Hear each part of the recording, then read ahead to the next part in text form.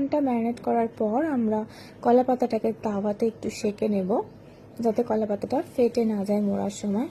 তারপরে কলা পাতার মধ্যে মাছের পিস, একটু মশলা আর একটা কাঁচা লঙ্কা দিয়ে কলা পাতাটাকে ভালো করে মুড়িয়ে, তো সেটাকে চারপাশ দিয়ে যাতে এমন করে মুড়িয়ে নেবে যাতে না খুলে বেরিয়ে যায়। তো ভালো করে সুতো দিয়ে বেঁধে নিতে হবে, একটু মোটা সুতো হলে আর একটু ভালো হয়। তো আমি বেঁধে নিয়েছি আমার মাছের পিসগুলোকে। এবার আমি ফ্রাইং প্যানে একটু সর্ষের তেল দিয়ে ব্রাশ করে নেব। তারপর মাছগুলোকে দিয়ে দেবো ফ্রাইং প্যানে। দেওয়ার পর এটাকে 5 মিনিট ননস্টিকের মধ্যে ভাজতে দিতে হবে।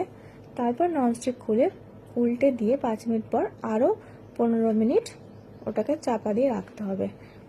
তো দেন আমার রেডি হয়ে গেছে কলা পাতায় মোড়া ভেটকি মাছের পাতুরি। আর খেতে টেস্টটা খুবই সুন্দর হয়েছিল। তোমরা বানিয়ে